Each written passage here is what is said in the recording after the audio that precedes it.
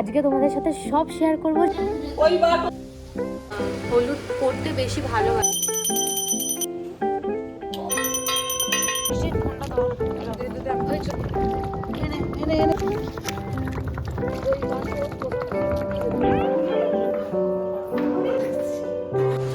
শুভ সকাল বন্ধুরা, কেমন আছো তোমরা সবাই? আশা করি সবাই খুব ভালো আছো। নতুন ভিডিওতে তোমাদের সবাইকে স্বাগত জানাই। দিনটা শুরু করছি বলবো না, কারণ সারা রাত্রি জেগে একটার পর একটা কাজ করে গেছি। কেক বানানো থেকে শুরু করে ঘর পরিষ্কার করা, ঠাকুরের নাড়ুগুলো আগের দিন রাত্রি বানিয়ে রেখেছিলাম, অর্থাৎ রবিবার দিনকেই সব বানিয়ে রেখেছিলাম আগে থেকে। আর জন্মাষ্টমী আর বৃষ্টি হবে না এটা তো কখনো হতেই পারে না, তো রেডি করতে করতে সব কিছু অনেকটা লেট হয়ে গেছিলো। হাই গাইস, কেমন আছো তোমরা সবাই? আশা করি ভালো আছো। নতুন ভিডিওতে তোমাদের সবাইকে স্বাগত জানাই। তো আজ হচ্ছে জন্মাষ্টমী। এই দুটো দিনের জন্য আমি প্রত্যেকটা বছর ওয়েট করে থাকি। কাল নন্দ উৎসব আমাদের বাড়িতে, আর নন্দ উৎসবটা বিশাল বড় করে পালন করা হয়। তো আজকে তোমাদের সাথে সব শেয়ার করব যে কীভাবে কী করছি না করছি। তার থেকেও বড় কথা, যে নাড়ুগুলো কালকে করে রেখেছিলাম রাত্রিবেলা, তোমাদেরকে ভিডিওতে হয়তো দেখিয়েছি আগে। তো আজকে এখনও বাকি আছে তালের ফুরুলি, আরও ছোটো ছোটো কাজ আছে ঠাকুরের ছোটোখাটো। ঠাকুরকে চান করানো হয়ে গেছে, সব কিছু করে আছে।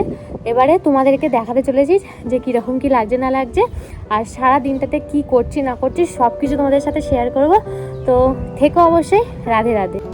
এই কয়েকটা কেকের অর্ডার ছিল, সেগুলো আগের দিন বলেছিলাম তোমাদেরকে, কমপ্লিট করে রেখেছিলাম। ওগুলোই তোমাদেরকে এখন ভালো করে খুলে দেখাচ্ছি সকালবেলা বাইরে, কারণ এগুলো এবার ডেলিভারি করতে যাব। একটা 2 পাউন্ডের রেড ভেলভেট কেক ছিল, আর একটা 1 পাউন্ডের রেড ভেলভেট কেক ছিল, তার সাথে ছিল 2টো বেন্টো কেক।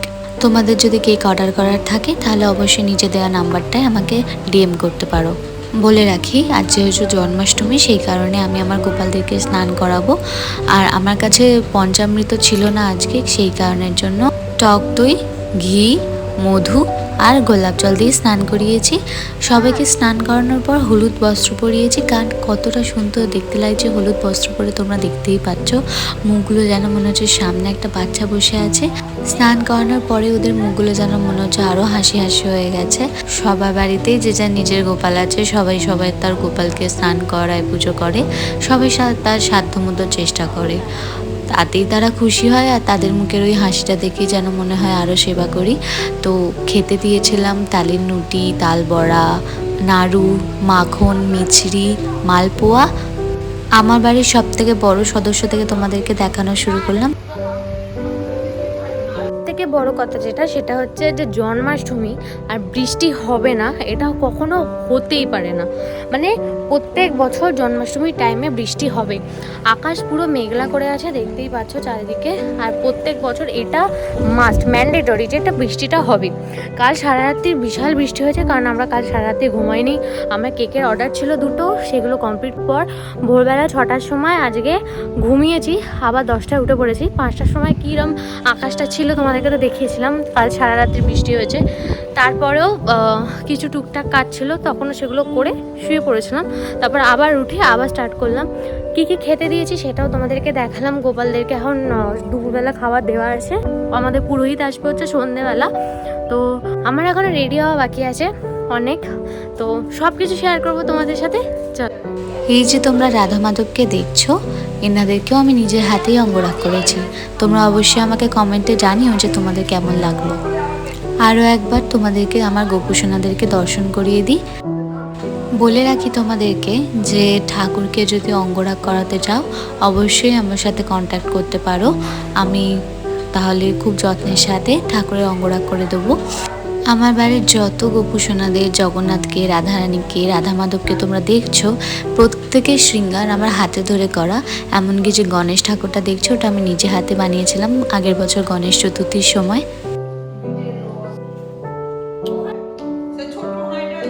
বেসিক্যালি ঠাকুরকে হলুদ পরানোর কারণ হচ্ছে হলুদ পরতে বেশি ভালোবাসে, সেই কারণের জন্য আজকে সবাইকে হলুদ পরানো হয়েছে। কিন্তু রাধা কৃষ্ণের স্পেশালি আমি এবারে কোনো জামা কিনে উঠতে পারিনি, সেই কারণের জন্য এটা নিউ ছিল, সেই জন্য এটা পরিয়ে দিয়েছি।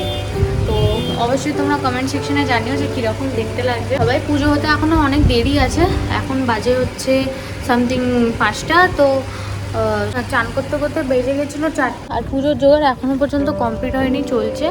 পরাবো এই জামাগুলো, সেই জন্য ওগুলো আগে থেকে শুকিয়ে ধুয়ে দিয়েছি। কারণ কি এবারে জামা কিনিনি, এবারে কাপড় কিনে জামা কাপড় বানিয়ে নিয়েছিলাম। তো খুব সুন্দর কালারগুলো তোমরা দেখতে পাচ্ছ, সাদা আর লালের উপরে এবারে পুরো থিমটা আছে। সেকেন্ড হচ্ছে এখন বানাতে চলেছি মাখন মিষ্টি। ভাবলাম এবারে একটু বাড়িতেই বানাবো, কেন কি বাইরে থেকে প্রত্যেক বছর মিষ্টির দোকান থেকে মাখন কিনে আনা হয়। তো ভাবলাম এবারে চলো ঘরেতেই বানিয়ে দেখা যায়, কিছুই না সামান্য কিছু জিনিসের সাথেই বানাবো, আমাদের সাথে শেয়ার করছি, চলো দেখা যাক। পিছন থেকে আমার হেল্পার আসছে, দূরে দাঁড়িয়ে আছে, চলো। মাখন বানানোর জন্য এখানে লাগবে একটা বাটি, লাগবে আইস কিউব, আর তার সাথে লাগবে হচ্ছে ঘি। বরফগুলো যাচ্ছে সব দিয়ে দেবো। এখানে আমি নিচ্ছি 1 2 3 4 5 6 6টা বরফ নিলাম। অ্যাড করবো ঘি, সমান ঘি আছে, তোমরা যতটা করতে চাও ততটা নেবে। আমার এতটাই লাগবে তাই আমি এতটা নিলাম। এবারে এটাকে ভালো করে হাত দিয়ে বারবার চালাতে হবে যতক্ষণ না এটা মাখন পরিণত হচ্ছে। করতে করতে কিছুটা এরকম হয়ে যাবে, কিন্তু আরেকটু মেল্ট করতে হবে যাতে এই যে মাঝে মাঝে এখনো যে এই ঘি ভাবটা আছে যাতে এটা পুরোপুরি চলে যায় এবং পুরো মাখনে পরিণত হয়ে যায়।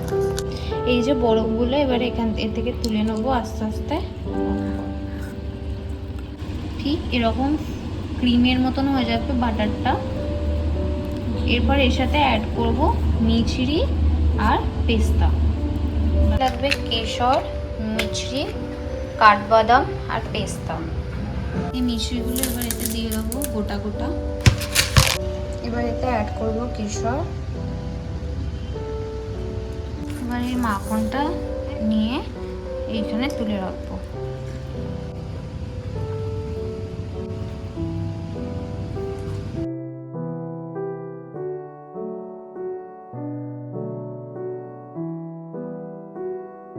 মাখন মিষ্টিটা বানিয়েছি, এবার এটাকে ফ্রিজে রেখে দেবো, কারণ পুজো হতে হতো এখন আপাতত অনেকটা লেট, সেই কারণে তার আগে মাখন মিষ্টিটা ফ্রিজেতে রেখে দেবো যাতে এটা গলে না যায়।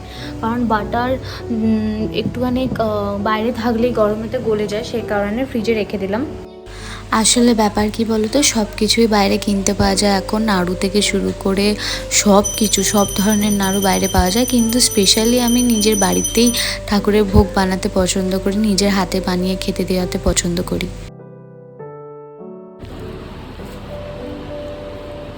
গঙ্গা আরতি হবে, সেই কারণের জন্য এই বড় প্রদীপটাতে আরতি করা হবে, সেই জন্য এটাতে ঘি দিয়ে রেখে দিয়েছি। আর এইগুলো সব ভাসানো হবে, এটাও ভাসিয়ে দেওয়া হবে আরতি করার পরে। আর এইগুলো রেখে দিয়েছি, এইগুলো ভাসানো হবে পুজোর পরে। মনোরজ্যোতি দাজামস্য বৃহস্পতির যজ্ঞমিমং তন্নতরিষ্টং সুপ্রকাশ প্রজ্জ্বলিত। একটা কথা কিছুতে বিশ্বাস করবে না, প্রত্যেক বছর গঙ্গা আরতির সময় বৃষ্টি আসবেই আসবে, আর এই বছরও তার অমান্য হয়নি। বৃষ্টি এসে গেছিলো পুজো করতে করতে, কিন্তু দেখো কত সুন্দরভাবে আরতিটা হয়েছে, একটুও আগুন নেবেনি, কিচ্ছু হয়নি। প্রত্যেকটা প্রদীপ জলে সুন্দরভাবে ভাসিয়েছি, কোনো অসুবিধা হয়নি।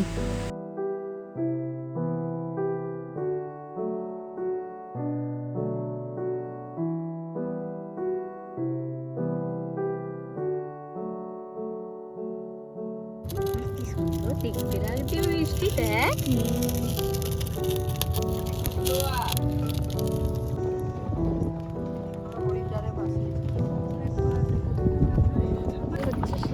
এক এক করে প্রদীপগুলো ভাসিয়ে নিলাম। প্রথমে মা ভাসালো, তারপরে শ্রেয়া ভাসালো, তারপর বৃষ্টি ভাসালো, তারপরে আমি ভাসিয়ে দিলাম।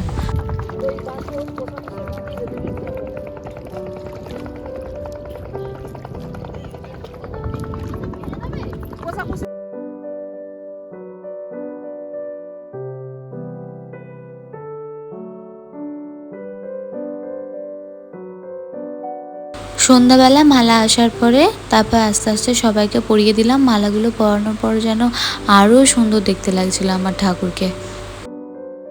জন্মাষ্টমীর দিনকে অল্পই নৈবেদ্য দেওয়া হয়, সেটাই তোমাদেরকে দেখালাম যে কি কি নৈবেদ্য দেওয়া হয়েছে।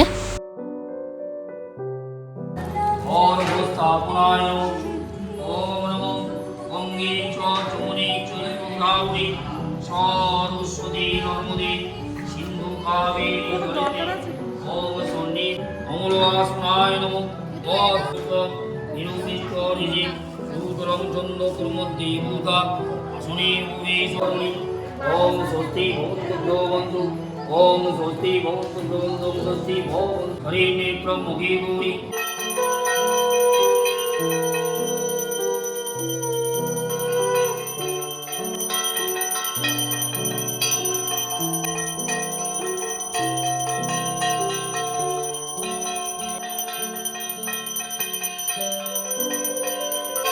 জন্মাষ্টমীর পরে নন্দোৎসব, তাই তার সাজা গোছানো আগে থেকে আরম্ভ হয়ে গেছে।